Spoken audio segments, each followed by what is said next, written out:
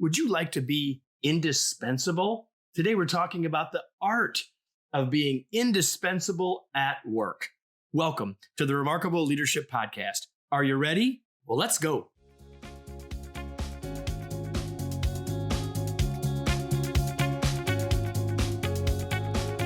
Welcome to the Remarkable Leadership Podcast. We are here each week to help you lead more confidently and make a bigger difference, both professionally and personally.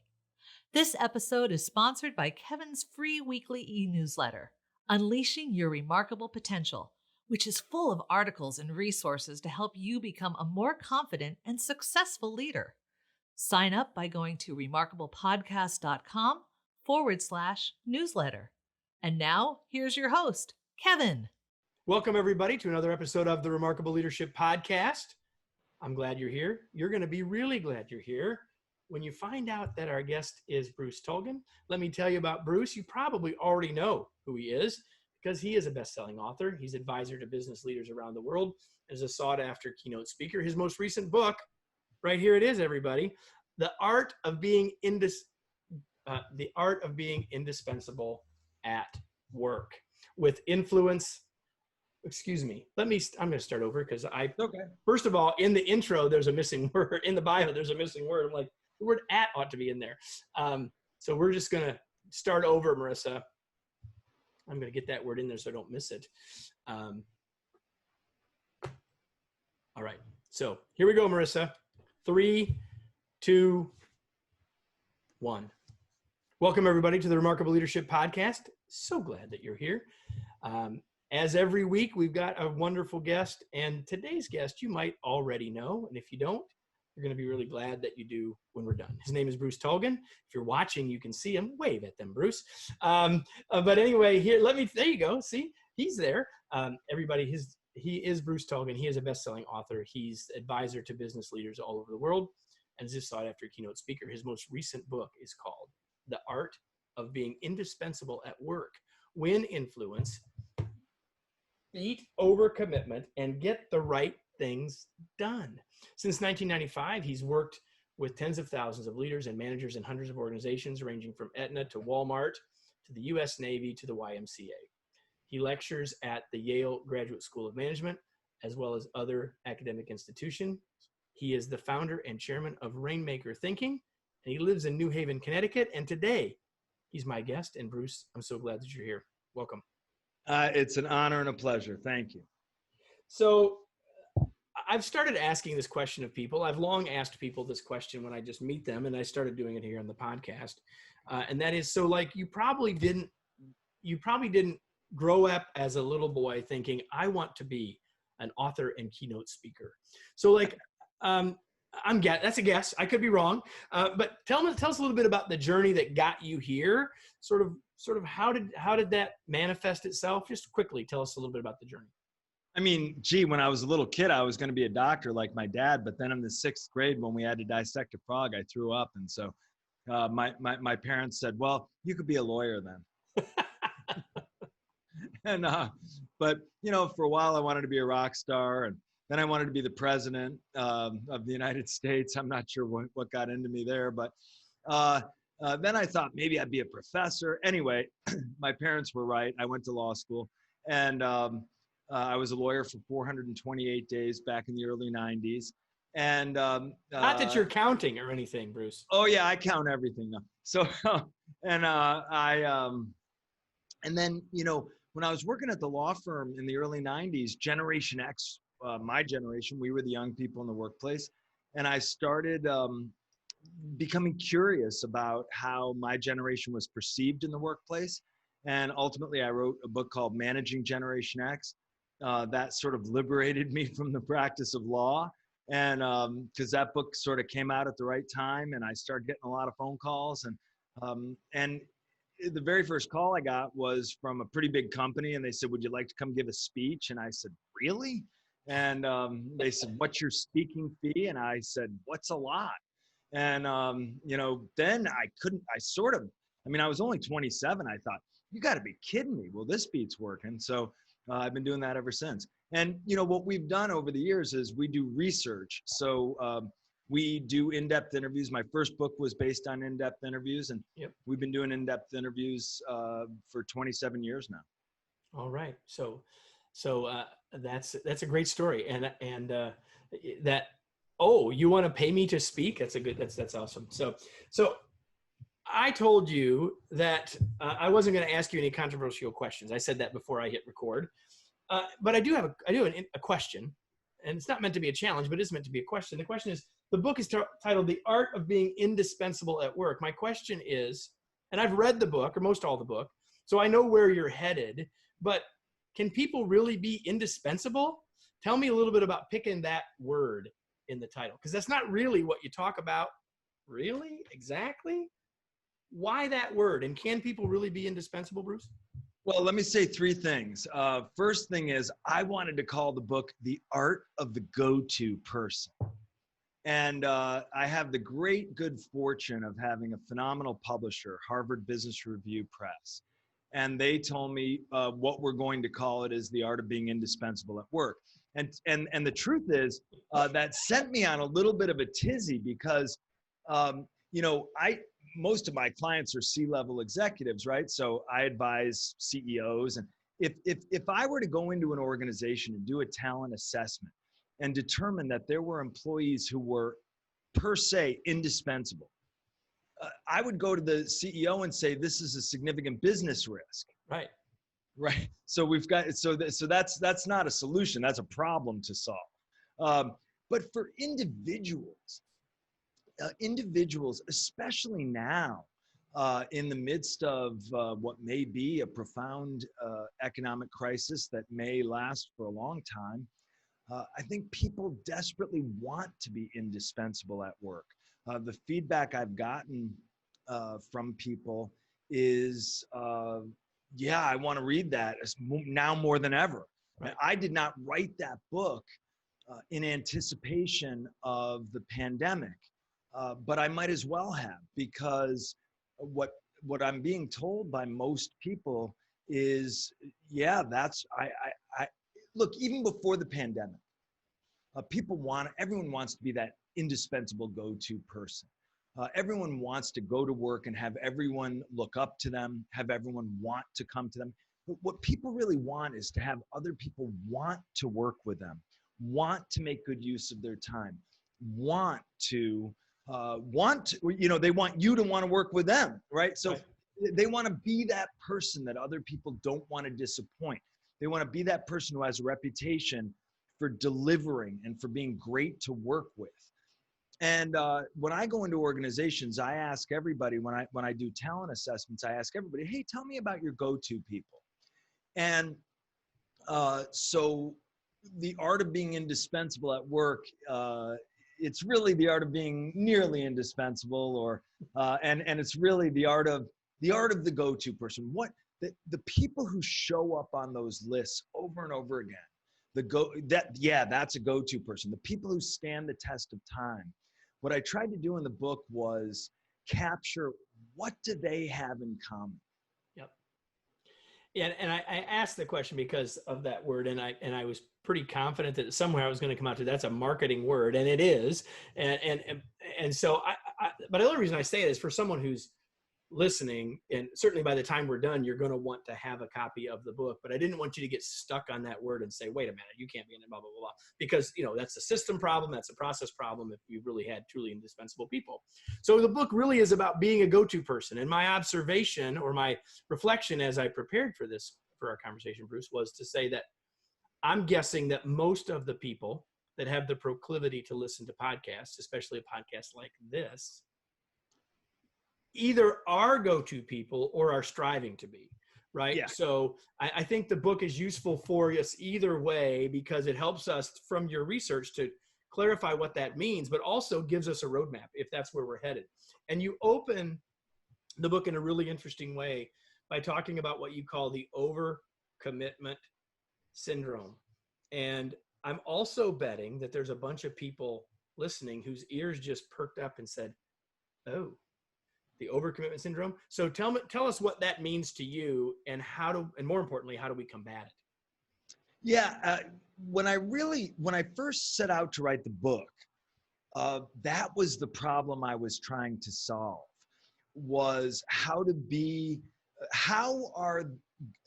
a go-to person without succumbing to overcommitment syndrome. Everywhere I go, people tell me they're inundated by requests, not just from their boss and their immediate team, but from their colleagues now all over the organization chart. Everybody's your customer now. Oh, great. And you're a customer to everybody else. So what, the two issues that I sought to address in the book were the issues that people kept coming to me with. And one was, people come to me from all over the organization chart. They come to me, people I don't even know, asking me for things. And I'm inundated by these requests, and I want to be a go-to person. So I don't want to say no. I want to say yes. But if I say yes to everyone and everything, I end up overcommitted, and then I'm no good to anyone because I'm juggling. I start dropping balls. I start letting people down.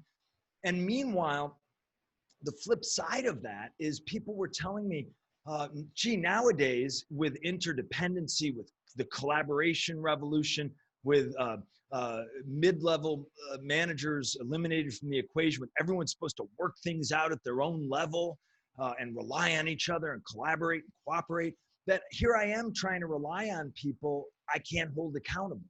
Sometimes I'm trying to rely on people who don't even know who I am.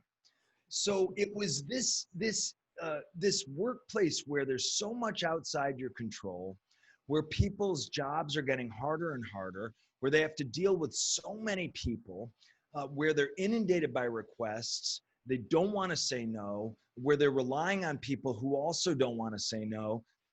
This was the problem that I sought out to solve. So you said something early right there that I think is super important. You said, do I say yes or do I say no? And what are the implications of those two words? But you propose that there might be another option besides yes or no. Talk about that a little bit. Yeah, I mean, there's always, hey, let me understand your need more, or let me help you fine tune your need. Let me ask some good questions. And there's always not yet. Or yes, and I could do that for you in 2 weeks or 3 weeks. Or yes, well, that's not my specialty. So if I were going to do that for you, I'd need time to climb a learning curve. Or yes, that's not my specialty, but I know somebody whose specialty that is. Or, yep. So there are always things you can say that show you respect other people's needs, that you care about other people's needs, that you're all about serving and adding value. And sometimes saying yes is not the best way to add value. If you're not good at it, if you don't know how to do it, pretending is no good. If you want to say yes, yes, yes, because you want to please the person in the moment, you got to play the intermediate game or the long game, because you say yes, yes, yes, and end up over-promising, they're going to remember you for the yes on which you did not deliver. So one of the things I learned when I was I write about leadership and management mostly, Mm-hmm. and about high structure, high substance communication, chain of command, alignment. But what people kept coming to me and saying is, yeah, okay, we're getting that right. But it's all these lateral colleagues. It's all these sideways relationships. It's all these diagonal relationships. It's all these people I don't know that well, or I don't know, don't report to me, don't report to my boss. How do I manage those relationships? And of course, what the many would-be go-to people think, well, the way to manage those relationships is to always be setting up a quid pro quo, and then you want to say yes. It's that you want to get people to owe you, or you want people to think of you as somebody they need. And so the very process for so many people, it's not even rookies, right? It's just not the best of the best of the best who manage to do this every step of the way and look like make it look easy. Right. that the very process of trying to become indispensable is leading most people to overcommitment syndrome. Yeah, and that's why I really like that. Those options besides yes and no, the yes and options, the yes and, because, and here's what I want everyone to hear clearly, and you can add to this if you want, and that is that when you use some of those things that Bruce just suggested, you are still serving the other person, and they're not going to think less of you. In fact, you're probably continuing to build trust with them because they know that you're a straight shooter, and that they know that you're really trying to help them. And maybe that means, let me connect you with somebody else, or I appreciate that you think I can do that, but I've never done that before. All of those things. So don't take that as a, yes is worth 10 points, yes and is worth 5 points, and no is worth 0. It's not necessarily that kind of a game. Fair? Yeah, I mean, what I always say is yes is where all the action is, but don't waste your yeses, right? Because you can't do everything for everybody. So you have to do the right things for the right reasons at the right times for the right people. And so yes is where all the action is. Yes is the beginning of a collaboration. Yes is the beginning of adding value. Yes, let's make a plan for me to add value. Yes, let's make a plan for you to help me help you. Let's make a plan for me to help you, help me, help you, help me, help you. Right? But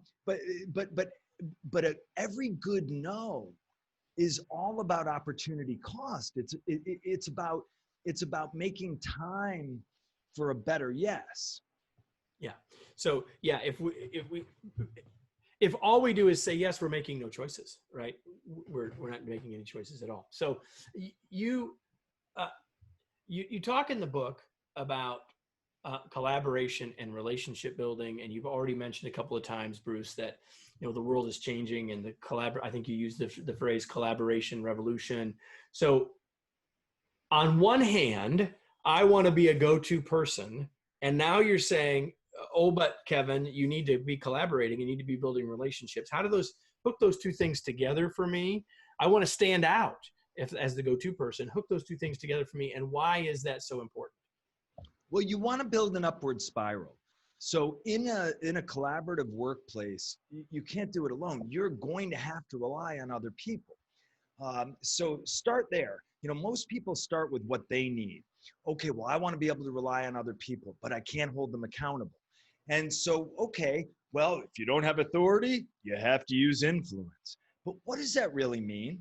I think as soon as you start to try to use influence, you start to lose influence. Because when you try to use influence, I call it influence peddling, right? Because what do? You try to badger someone, you try to convince them or con them, you bribe them, you offer a quid pro quo, maybe you threaten them. If you don't do this for me, I won't do that for you, right? Or you go over their head, or all these ways that people think of using influence are really just poor stand-ins for authority. But what our research shows is when people describe someone as somebody who has influence, and when I think of influence, the peculiar thing about influence is, like, you and I go back, I know about your work. You have influence with me. Why? Because I think highly of you, right? So your influence lives in my brain, which is, it's a peculiar asset in that sense. And so it's extremely valuable. But you can't use it. You can just build it. And the way you build it is by serving others. So it's peculiar mathematics.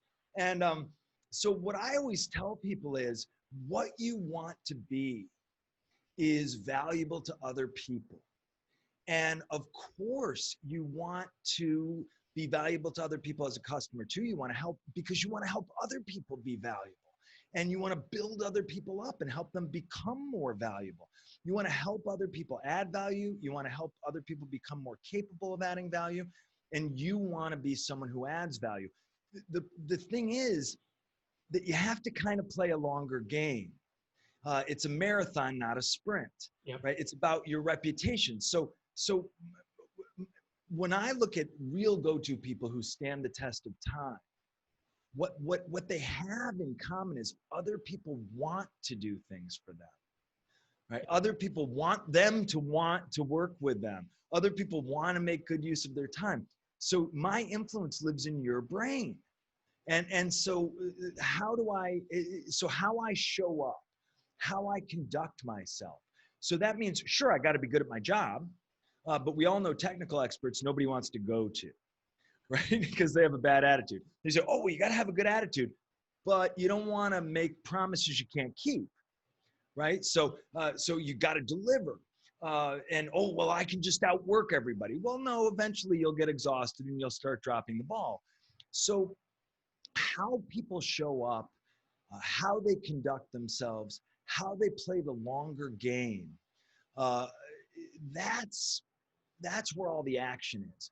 And to me, a real go-to person who stands the test of time is someone who adds value in every interaction and builds other people up and helps other people become more valuable. And it's an upward spiral. And it's having an outward mindset. It's having a serving mindset. That's a word you've used over and over here. And I wouldn't want people to leave for this conversation to end and people not to get that point. You've said it multiple times in multiple ways. And it's a huge piece of this. I want to take a couple of different tacks here before we go that maybe leave the book just a little bit, Bruce. Yes, sir. We're having this conversation. I don't usually like to date these, but we're having this conversation right before your book comes out in the middle of July in 2020. And we're still in this lockdown pandemic, call it whatever you want to call it. So more and more people are working, well, far more people are working remotely than were 6 months ago. Probably many of them will be working remotely for a long time in the future. What is your advice? What advice would you give to me today or to anyone today who wants to be or continue to be a go-to person when we're doing it at distance, when we're doing it virtually? Yeah, well, I think the good news is place and time are not the best measures of most performance anyway. You know, having somebody show up in a particular building for a certain number of hours is a poor stand-in for performance management and measurement. So results, actions, value add, that's where all the action is. And so in some ways, these remote working relationships are requiring people to focus on concrete actions and real value adding. So I think that's a plus. I think there's also a huge amount of unstructured communication that occurs when we're in proximity to each other on site at the same time with other people. And that unstructured communication is often leaves people without clear expectations, without clear feedback, without good troubleshooting and problem solving and resource planning. So I think this is also leading a lot of leaders and managers and people who report to them to commit to a much more disciplined approach to structured, substantive communication, where you're trying to set people up for success with clear expectations, follow up, follow up, follow up.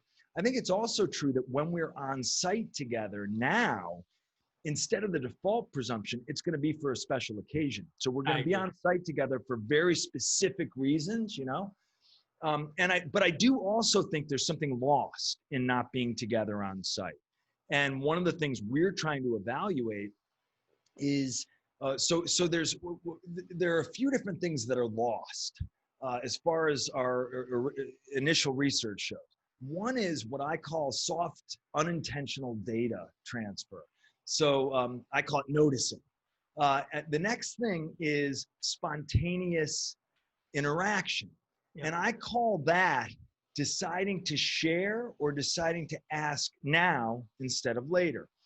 And then the third is what I call serendipitous value creation, which is kind of what happens when we start bouncing things off each other and noticing things. And I'm tempted to call it human energy or something, or the seventh sense or whatever it is. But there's definitely something that's missing, and we're going to have to figure that out. You put chocolate in my peanut butter. I put peanut butter in your chocolate. Call it the Reese's effect. Oh, that's great. But the reality is that I think that's of the three. I might even put that at the top of the list. But those three things are definitely missing for sure. I got one more question before we get to some fun stuff, and that is, as a leader, right? Most of us here are leaders. We want to be go-to people ourselves, but we're also in a leadership role.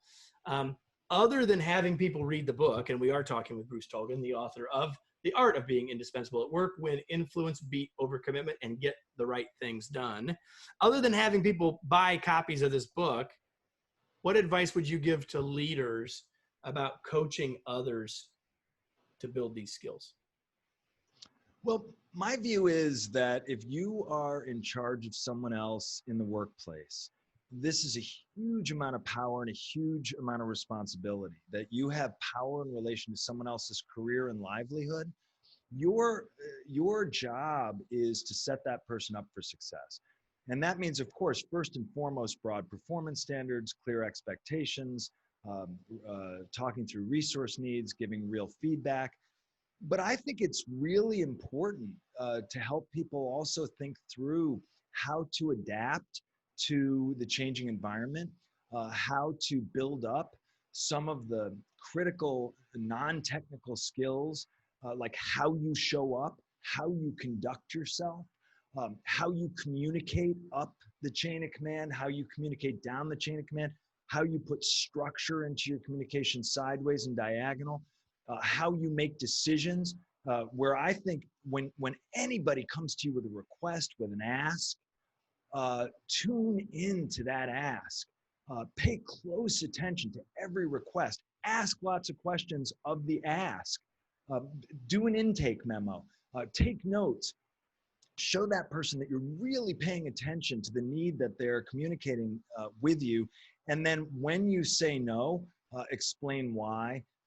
And when you say yes, have a plan. And then if it's one of your specialties, talk through with them how you're going to do it, when you're going to do it, what are the repeatable solutions you might use. And then make sure that if you take something on, that you're not always juggling, but that you execute.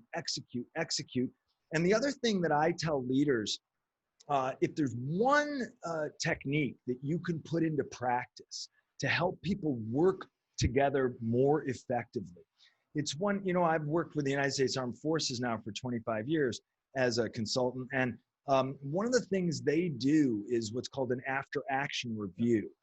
So any team, no matter how large or small, after any action, get your people doing after action reviews. By the way, this also diminishes finger pointing and blaming and undermining each other when something doesn't go right. Sit everybody around the table and do an after action review. What did we do great? Who deserves credit here? What do we need to do better next time? And let's look around the corner and make a plan. If I were to tell leaders one thing to implement, it's the after action review.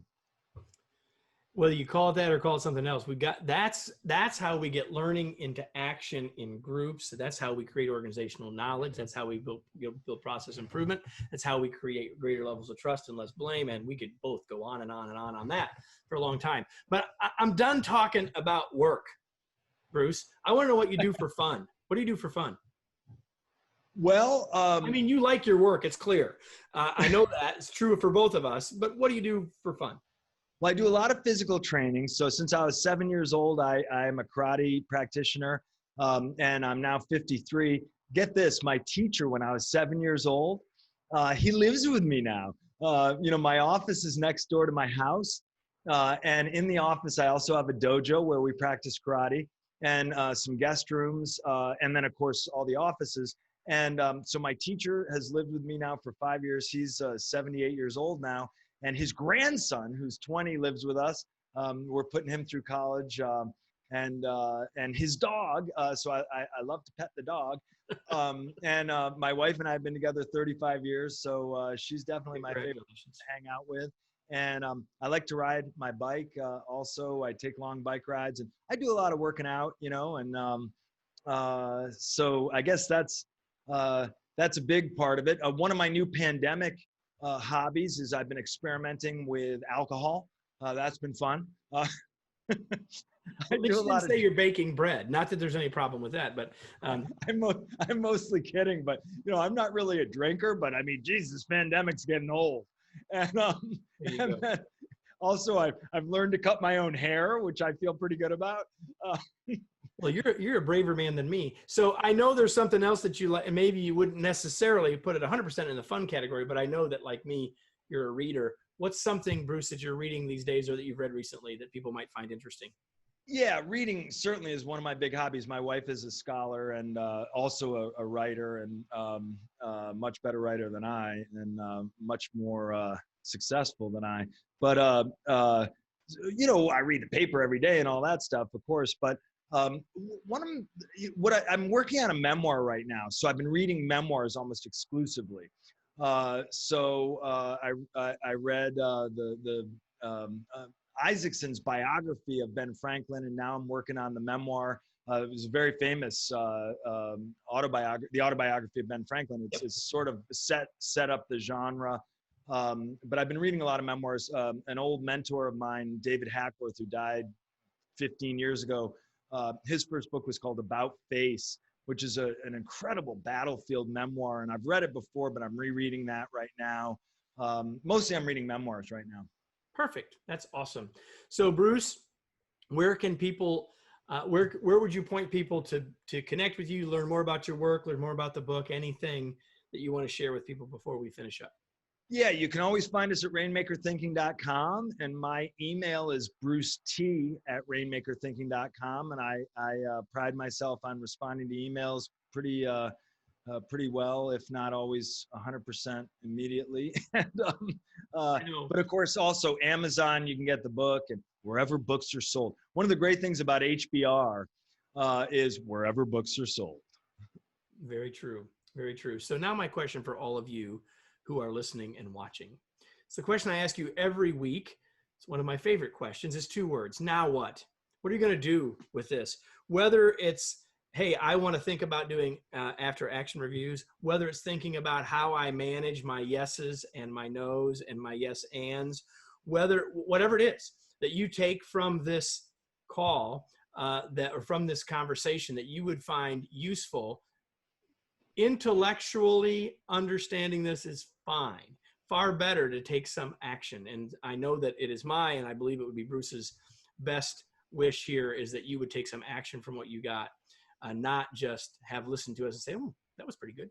So Bruce, thanks for being here. It was a pleasure to have you. I've been looking forward to it, and it was great fun. Thank you so much. You're awesome. All right. So before we go, everybody, if you want to be more a part of the community related to this podcast, if you want to give us input, if you want to find out the latest and the greatest, you want to join our Facebook or LinkedIn groups, take your pick. Pick your poison, pick your pleasure. And so you can learn more about that and get signed up by going to remarkablepodcast.com/Facebook or remarkablepodcast.com/LinkedIn. Do that. And by the way, if you'd love to we'd love it if you give us some feedback. 5 stars would be awesome. Any stars is useful to help us continue to get better. Thanks again, Bruce, for being here. And thank all of you for joining us. And I'll be back next week with another episode of the Remarkable Leadership Podcast.